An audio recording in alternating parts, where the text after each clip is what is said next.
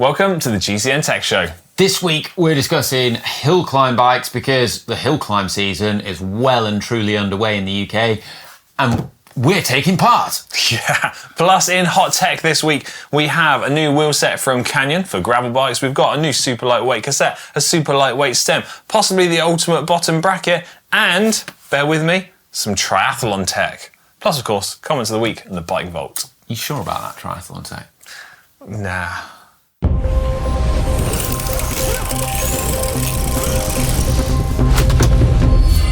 Right, hill climbs. Yeah. Blooming love the hill climb season. It's upon us. It's just, for people who aren't familiar with the hill climb season... I think they all are. Are they? Is it popular around the world?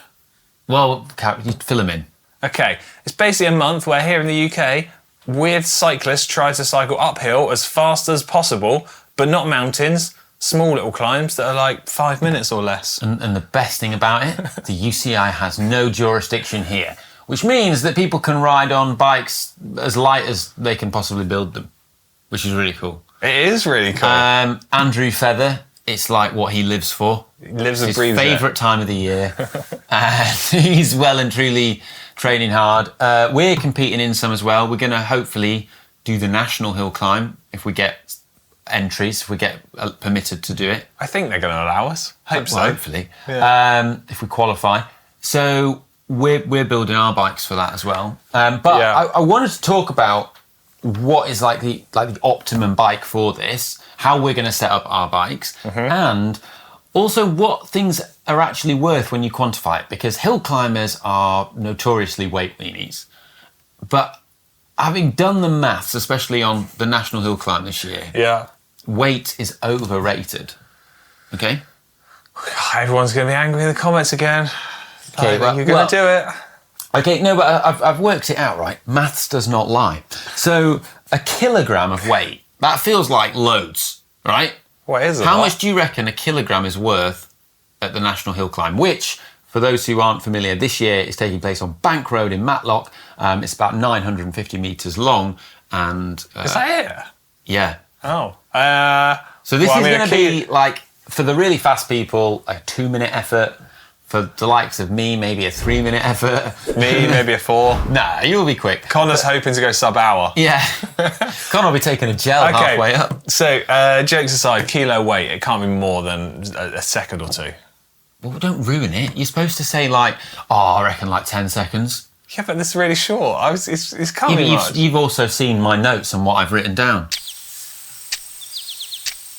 Wait.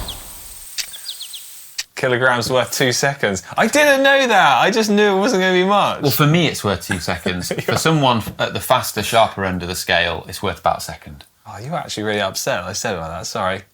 Rewind a minute. Everyone forget what I said. Oh, kilo weight. That's got to be worth, what, a couple of minutes? Look, people do overstate weight, but I think when you show that it's on a short, sharp effort like this, it's worth around 1 to 2 seconds, depending on how fast you are. It's not much. And when you consider that 10 watts for me is worth 3 seconds. Well, yeah, so we're back to this equation that we've spoken about loads of times in the past of the weight trade-off versus the time savings from either reducing resistance on your bike through tyres or something, or what you can do through your own efforts. Yeah. And weight always kind of pales into insignificance a little bit. So basically, power is key on this climb. I think power's key for everyone, to be honest. Yeah, but still, I think what this does bring up is a fun thing. So the winning margin is likely to probably be less than a second, I would imagine, on this climb. So it is still significant. Well, I don't want to give too much away, but we all did some hill climbs the other day, and it was pretty close between you and Connor, wasn't it? So Connor and I were talking about some bits he's going to try and do to his bike setup to help speed him up. But why are you helping him out? Because he needs help. You don't need help. You're ultimate bike nerd. Don't want to make him faster. He's got some fight in him now. He's like, I'm going to get this 3 seconds. He's like, I'm going to smash Ollie. Well, anyway, so my bike I'm using, I'll talk about. I've got a new Orbea Orca which is really nice. We'll show a picture of it. Of course, you've got the best one. They sent me a really nice one. It's like it's matte black with bare carbon finish. Oh yeah, saves a bit of weight with a thin coat of lacquer, and then these like really nice metallic copper logos. I think it's beautiful. Yeah. But I've tricked it out. I've taken off unnecessary bits. Some nice mods that I've done to it actually to get the weight down. I've put titanium through axles in it. Yeah, I think that's a good mod for people with disc brakes. Okay. We'll get onto rim brakes in a minute. Then just like a few other things. I'm actually gonna modify it further. I'm going to I think maybe swap the chain set out because there's a lot of really lightweight Chinese talking chain about set chain options. sets out there at the moment. I just think it's a really good way to save weight, and I can save about 300 grams doing that. Right. First Chinese cranks. First thing's jumping out at me. So far in the show, you've told me how weight's not very important when you're going uphill in this race, and so far you've just told me all the bits you're going to do to save weight on your bike. Yeah, I'm going to try and make my bike super light. So what are you going to do about the most important things, tyres and like power losses on the drivetrain? How are you fixing that? Well, I'm going to change, I think, to one by for this. So yeah, I'm going to run one by. But so the mods that I've already done, speed chip. Wax on the chain from Silka. I think it's a perfect use case for it. So I've actually, you can make the wax even faster if you use 2 speed chips. Double speed. Double it up. And it reduces the lifespan of the wax like on your chain. Not going to be a big issue on your 900 metre climb. On a 2-minute climb, that ain't a problem. What is a problem though is you're going to have to, well not a problem, something to think about, you're going to have to like bed the chain in before the event so it's like in its like optimal state. No, that's fine, I'll do that. Yeah. But then you're also, so I'm optimising my warm-up as well. That's one for another story. But I've been speaking to experts about how to do this. That is game-changing. That is absolutely. I'm not going to tell you how to do it. I don't even know where to go. I'm not going to share that knowledge with Connor. Yeah. I'm going to keep that for myself. Anyway, so yeah, I mean that's like it's marginal gains, isn't it? It's 1, maybe 2 watts. I'm saving there. Other one is tyres. Yeah. So I was actually looking at this. We've got some interesting information from Pirelli. So I think how I beat Connor the other day when it was close was probably down to the fact that I used the Silka tyre pressure calculator. Do you reckon? Yeah. Connor didn't. I asked him. Probably doesn't even know it exists. I think he does. I think he's just preoccupied with his 3 children. Yeah. Just surviving life. But yeah, I mean that's worth a lot. But the interesting thing here is, like Pirelli shared some information with us about the difference between using tubeless setups and TPU tubes. Yeah, I think this is super interesting. It surprised me some of the differences because, like, through their testing, they've obviously looked at both the inner tube type tyre and also the TLR tyre with the inner tube in. Yeah. That's the bit that sort of really surprised me. Yeah, so the thing that makes the biggest difference is essentially the tyre's construction itself. So the TLR tyre, the tubeless tyre that they do has a different construction and is actually faster, irrespective of whether you do it tubeless or with a tube in. What's interesting though is the difference in rolling resistance between different types of TPU tube. Yeah. So the standard TPU tube that they make is about 3 watts slower, or about 2.5 watts slower, and the fancy RS Smart Tube, the updated one, that's lighter, thinner, lower rolling resistance. That one is just 0.2 of a watt slower in rolling resistance. So I did actually then, but the crucial thing is it's lighter. You're saving like 20 grams in system weight, Yeah. But you're saving about 20 grams in system weight.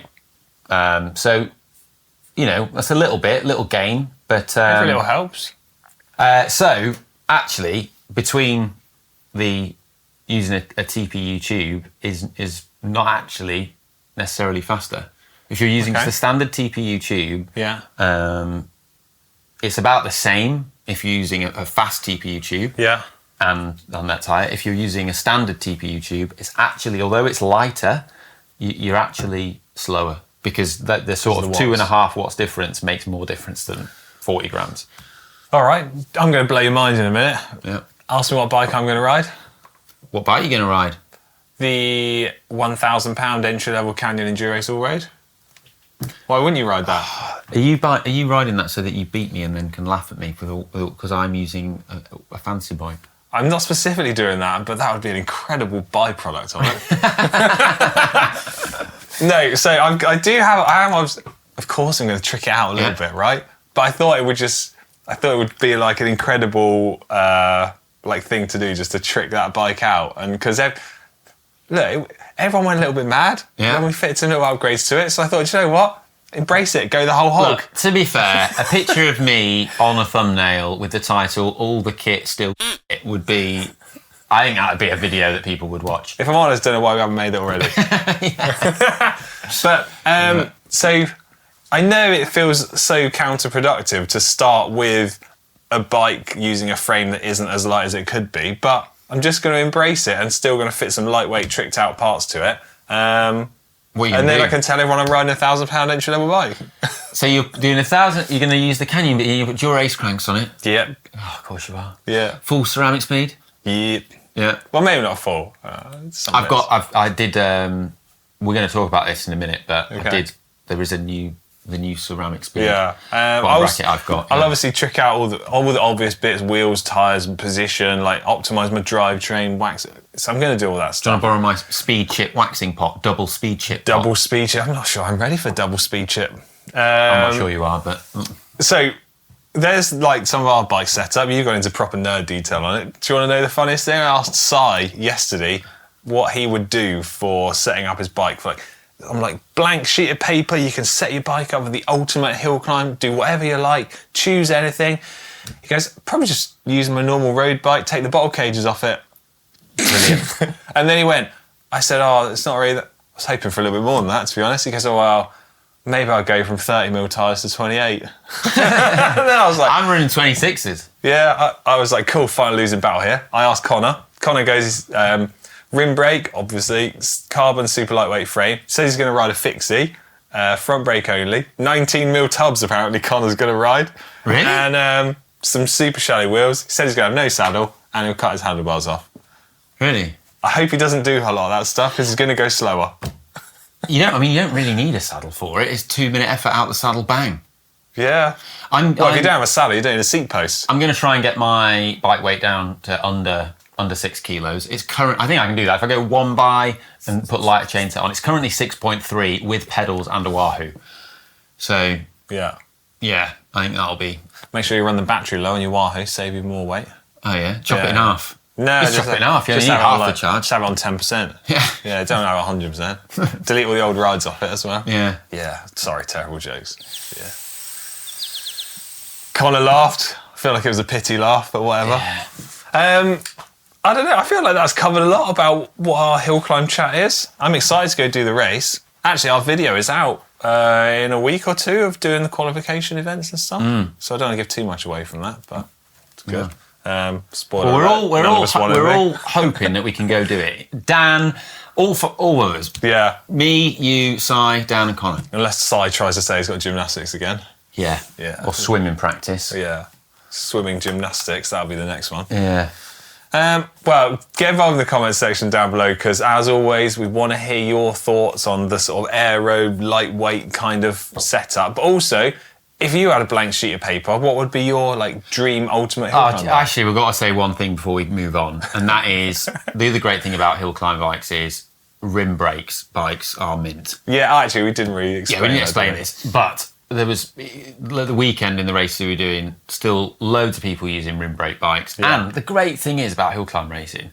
Is there's loads of rim brake bikes that are really light, that are amazing, like the Super 6 Evo Cannondale. Really affordable as well. Really affordable. People are picking those up on, used marketplaces. Yeah. And they're like under 6 kilos. And you can get one for you can get one that's under the UCI limit for, a grand. Actually, I think we really brushed past. It's like a really good one. Some of the biggest appeal of hill climbs for me and a lot of other people is the fact that it's really accessible and you can use any bike you like, and even if you want to go super light, you can find some good bargain price stuff out there. Yeah. There you go. It's a cool thing to mention. Shall we talk hot tech now? Let's do it. Okay, we're going to kick hot tech off with Pretty big news, actually, I think. So Canyon have launched their own gravel wheel in collaboration with DT Swiss. I think it's pretty big news, right? So the reason I wanted to discuss this is because it's really broadening out like Canyon's ecosystem of components rather than just like a frame manufacturer. Yeah, it's quite a big step for Canyon. Yeah, it's a big leap. It's called the GR30CF. You see kind of what they've done there. 30mm deep, and it's for gravel and it's carbon fibre. Yeah, you got it. Yeah, you've cracked the code there. Wow. Top work, mate. Let's talk about some weights. 715 grams, including rim tape for the front. 810 for the rear with microspline free hub.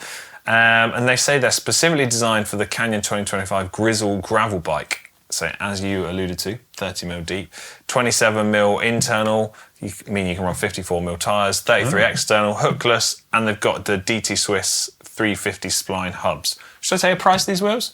Hit me. €900, I believe. Nice. Yeah, pretty cool. Okay, next up in hot tech, we have a brand new speedy bomb bracket from CeramicSpeed. It's called the BB Alpha. This thing is an absolute bad boy. Yeah, I mean, I'm not saying this is why I was able to beat Connor at the weekend, but it was definitely a contributing factor. Yeah. All the marginal gains added up, and I do have one of these on the new Orbea, and it's blooming lovely. But what makes this special and what the big improvement is on its durability. Which is a good thing. Yeah, so when I was there at their HQ, they showed me a really cool test that they do with bottom bracket bearings, which is to measure the water ingress into them. So they have the bearing suspended and then a huge volume of water above it that's allowed to then ingress in it, and they measure the flow of that water and how much water comes through the bottom. And compared to previous bearings that they would have used in bottom brackets, there is a 500% improvement. That's big. In the amount of water that's not getting into the bearing. Yeah, okay. And that's significant because the amount of... Basically, if water gets into your bearing, it interferes with the grease, it changes the chemistry of the grease, it causes corrosion and then little wear spots within the bearing. And it's basically the number one thing that kills your bearing, water getting in, right? And that's why you shouldn't jet wash your bike. But yeah, so improving that is massive. They've also managed to reduce the weight a little bit by machining out excess material that wasn't required. Wow, and the inner sleeve in the middle is like super slimmed down as well. Yeah. And so that's a slight gain as well there. But for me, the biggest thing is the durability increase. Yeah. And so, they're backing that with a lifetime warranty, which I think is cool. The thing, though, is that, and this is, I think, the clever part, is that when you improve the seals, which is what they've done on a bearing, that can then make the bearing slower. Because it can increase the drag and the friction from the seals. But they claim that they've, by being clever about it, have avoided that problem. So that's pretty cool. That's the wizardry inside of that. I actually fitted one onto Dan's gravel bike a few days ago, ahead of the Gravel World Champs. Yeah. So if you want to see that, it's got a nice little some text on the side, some words of encouragement for Dan. But me and Dan need all the help we can get. You do. Particularly you. Yeah. That's very harsh. I don't really mean that. Sorry, mate. Right, having spent the first part of the show telling you how the weight of your bike is not super important, now I'm going to tell you about some parts you can use to save weight off your bike. Makes a lot of sense. Yeah. So, I found, because I was looking at some parts I could fit to my bike for the hill climb, I found this, right? Super light stem, Uno Calloy X-Lite stem, described by weight weenies as the holy grail of bike stems. It's made from high-grade 7075 aluminium. Get this right, 90 grams in the short version. Is this going... How much is it? How much does it cost? This is the best thing. It's actually not that expensive. Yeah? How much? £66. That's actually cheaper than I thought, yeah. Yeah, I was expecting big bucks. So is that going on your £1,000 Canyon for the hill climb? You going to get one of these? Yeah, of course I am. I ordered it already. It's in the post, I think. So it is really cool. It's also got corrosion-resistant titanium bolts included as standard, obviously. You do realise everyone's expecting you to put Dura-Ace cranks on your hill climb bike. I'm telling... It's not a surprise. I'm putting Dura-Ace cranks on it. Yeah. No one can stop me. Okay. Yeah? Carry on. other lightweight components that I'm going to try and get for this bike. Yeah. Recon, super lightweight cassette made from aluminium. Guess the weight of this cassette. 124 grams. 99 grams. Really? That's like, oh, yeah. Yeah? Have you got one of these? I've used them before, yeah. Have you got one of these on your bike? I met Mr. Recon at the Taipei Bike Show a few years ago. Actually... he gave me a rainbow one. You would have loved it. Yeah, I've asked for one of those. Yeah, of course. I was chatting to the guy from Recon, actually, on an email. He mentioned that he'd met you a few years ago. There you go. It was obviously a big moment for him. And you, because you remembered as well. Oh, yeah, big moment. Cool story. $260 this bad boy is. Yeah. I've ordered it in the... You've already increased the price of the bike by about 50% when you add on all the... Yeah. Yeah, but it's no matter what I do, it's still going to be less cost than your bike. Stem. Yeah, it's still going to be less value than your bike, so I'm onto a winner anyway. Right, okay. I've ordered it in a 11 to 28 size, so it helps keep the weight down, doesn't it? Yeah. I've only got to go up the hill once. Right, and at the start of the show, we mentioned we were going to sneak some triathlon tech in here. Are you going to allow this? Go on then. I mean, you are a secret triathlete. Just this once. Yeah. James from GCN told me about this in the office earlier. He said, have you seen Chelsea Sondero's bike? I said, no, because I don't do triathlon. Anyway, show me this cool picture. Don't do triathlon. Look at that! The saddle is bonded onto the seat post with carbon fibre wrapped around it to help save weight and improve airflow. When your saddle wears out, you have to get a new seat post. Brilliant. Yeah. Not great for things like practicality, but if you're doing Ironmans or I don't know, any high performance event, maybe that's something to consider. Yeah. Yeah. Cool. Probably quite aero, maybe. I don't know. Yeah, I think it's a cool bit of tech. Yeah. There you go. That's it for triathlon news this week. Yeah, nice. Should we talk Zwift quickly? Zwift news. Right, so over the last few weeks, Dan has been doing all of his Zwift workouts ahead of the Gravel World Championships. Today, when the tech show goes out, it's his last one. He's actually doing an FCP test on the grade on Zwift to see if all his hard work's actually paid off. Fingers crossed it has. And also, we should do our Zwift Racing League Mm. update. Do you know how your team have been getting on over the last week or so? They've been doing all right. Yeah? Got some good points. Yeah, they've been doing pretty well. Answer me this question. Is your team at the top of their league, like mine in size? My team are trying their best. Well, that's what it's all about. That's what it's all about. That is what it's all about. Unless it's all about winning, in which case my team's at the top of the leaderboard. It's never been about winning. All right, on a note, more hot tech next week. So time now for comments of the week. Comments you've been leaving under the videos that we make. So first comment is from last week's show where we talked about Harry Hudson's win at the Worlds on a Chinese bike from Panda Podium. Yeah. China Cycling Joe, Yeah. who runs Panda Podium, he commented saying, thanks for shining light on this, Ollie and Alex. I hope the main takeaway from this that in the future, juniors find it easier to get sponsorship.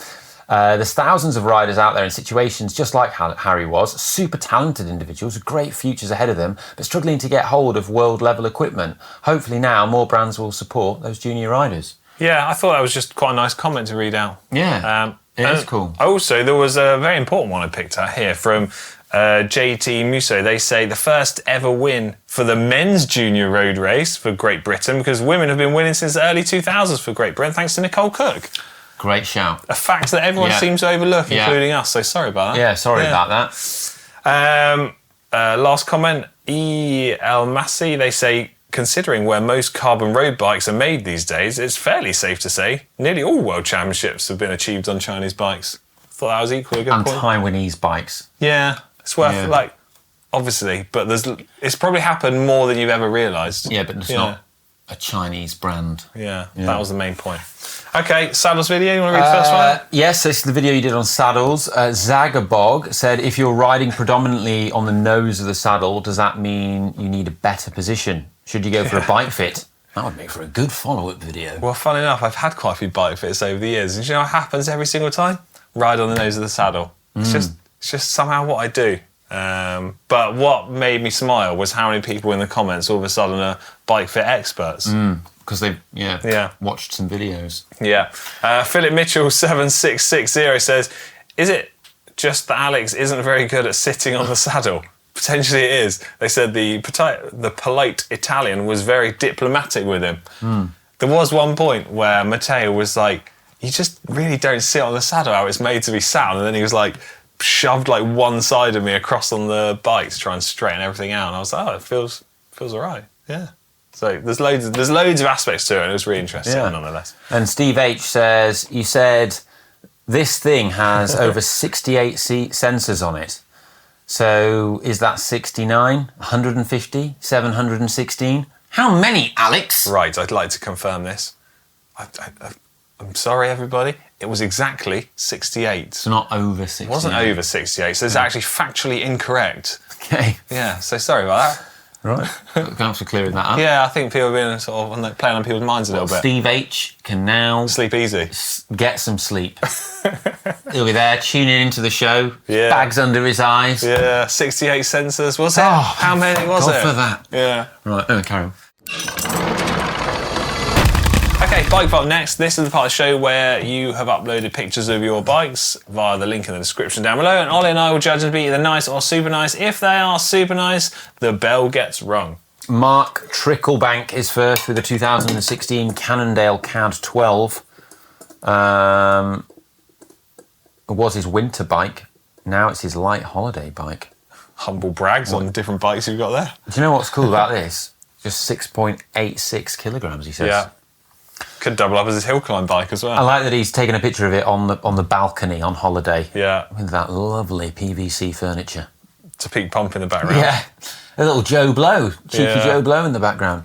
Hear me out, right? Is it me or is the outer cable housing incredibly long by the rear derailleur? SRAM though, innit? I think those old SRAM 11-speed ones, it has to be long for that. Yeah.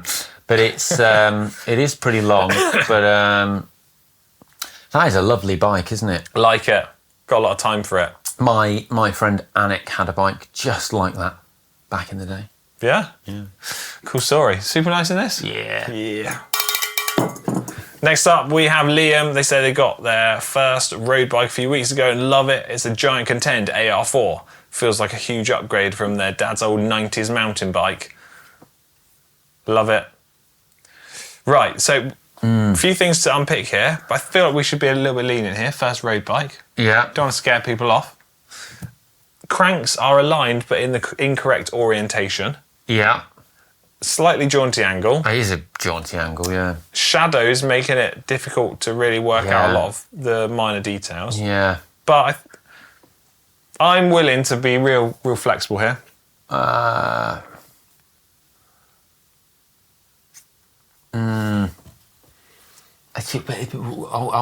Shouldn't we be guiding the younger generation We should do be. things properly? Okay.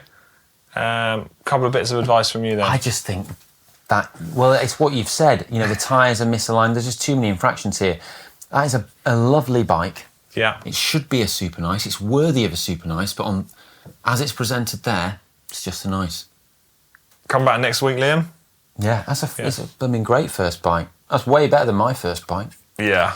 Who we got? Right, Arnaud Serres next. Canyon Air Road in Belgium. Okay. It's in the dark forest colourway. The bridge apparently is between Leuven and Liège. Sorry. What do you Yes. think of this? I like it. I've definitely driven down that motorway, is what I'm thinking. Right.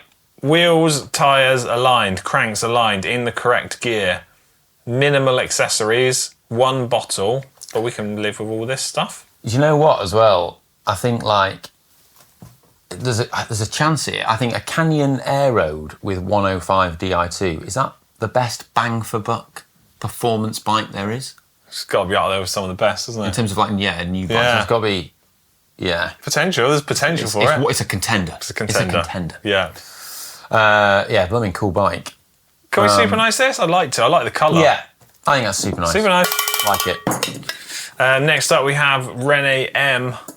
Madone Gen 8 in iridescent blue pearl, Durace 12 speed. Where is Starkey Park? That's where it is. It's their short 40 to 60 mile ride. I've no idea where that is. Like it. Yeah. It's got that Super Cas bar tape on it. Yeah. With like the sparkly bits on the drops. Love that stuff. Mini little chimney. A mini little chimney, yeah. Yeah. I can let that slide. That's a very smart bike, isn't it? Yeah. I think that's a... Also, what's holding it up?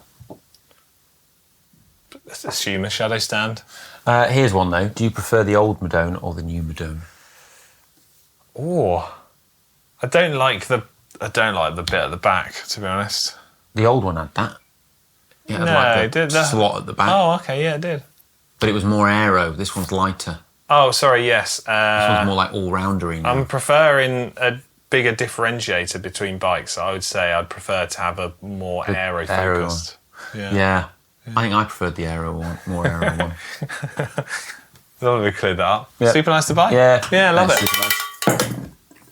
Right, Jonathan, with used Argon 18 Galleon Pro from 2018, rim brakes and Di2. Ooh. What do you think about rim brakes in 2025? Well, we think they're just as good as they were. I'm not convinced on the backdrop of this particular photo. No, me neither. Sort of. I mean, it's like where's that photo taken? Like your school dorms. It's like Harry Potter's bedroom in the Philosopher's Stone. Like under the stairs. Yeah. Yeah. Valves are not aligned. Cranks are almost aligned. The duvet is caught on the bottle cages. Yeah. That's a phrase I've never said in the bike vault before. No. And I mean, it could be. I think that is an absolutely mega bike. Like, you know, those old, that is like, that's up there with the, you know, the Super Sixers and the Scott Addicts that were like peak rim brake. Yeah, peak rim brake. Rim brake. Great. I mean, I bet. Does he say how much it weighs? Because that's going to be. I mean, that's going to be approaching like 6.8, probably maybe under. Love the old Quark as well. I think we can super nice this. Let's not be fussy on the background. I mean, it's amused me, so I think it's made me happy. Super nice. Was that it? Yeah. That was it for this week. Bike vault drawn to an end. Yeah. Yeah, you had a good time? Everyone's going to be putting their bikes in little bedrooms now. Hope not. I don't want it to turn a bit weird. Please do get involved in the comments section down below. We enjoy reading out everyone's comments, and of course, the best ones. I don't know if you noticed this. There's like a sort of, like one of his teddies is like stuffed under the front wheel, under the bed. Like he thought, don't want that in the photo. Yeah, get the teddies out. Hide that out of the way. Hide that. You can still see it. Yeah. Yeah. Put a chain waxing pot in the corner, make it look cool. Jonathan's teddy bear under the front wheel. There you go. Well, we've all seen it now. Yeah. There you go. On that note, see you next week, shall we? Love you, bye. Love you, bye.